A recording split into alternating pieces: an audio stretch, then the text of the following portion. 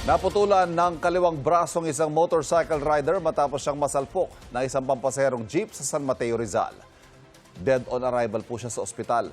Tumanggi magbigay ng pahayag ang naarestong jeepney driver. At may unang balita, si Jomera Presto.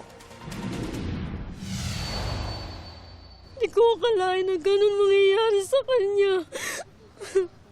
Hindi ko, naputol pa yung braso niya eh.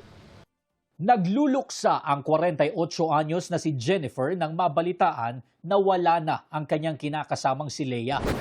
Ang 43 anyos na biktima namatay matapos salpukin ng isang pampasaherong jeep ang kanyang motorsiklo sa bahagi ng General Luna Avenue sa San Mateo, Rizal pasado alas 6 kagabi.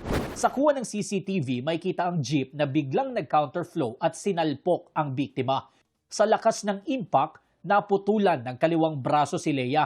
Dead on arrival siya sa ospital. Ay kay Jennifer, pauwi na sana si Leia noon galing sa trabaho.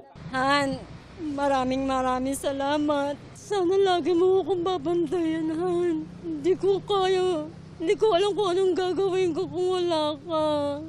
Dito mismo sa tapat ng San Mateo Roman Catholic Cemetery, sumalpok ang jeep. Kung mapapansin ninyo, sa lakas ng impact, halos mayupi na itong bahagi ng gate ng sementeryo. Tumagas din ang mga langis na nanggaling mula sa jeep. Ayon sa mga otoridad, nasa 7 hanggang 10 metro ang layo nito mula sa lugar kung saan natagpuan naman ang katawan ng biktima. Agad na huli ng mga rumespondeng pulis ang 20 anyos na driver ng jeep.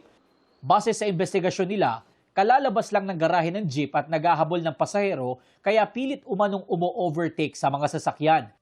Wala pa siyang gaanong sakay na pasahero noon. Walang ibang nasaktan sa insidente. Nag-overtake, nag-swerve siya, in-overtake ang sasakyan at hindi na ito nabawi. Kaya tuloy-tuloy siya sa kabilang lane at nabangga nga po itong biktima. Kompleto po sa dokumento ang driver ng jeep at ang jeep din po. Tumanggi magbigay ng pahayag ang driver ng jeep na nasa kustodiya na ng San Mateo Municipal Police Station. Nakatakda siyang sampahan ng reklamong reckless imprudence resulting in homicide at damage to property. Ito ang unang balita. Jomer Apresto, GMA News.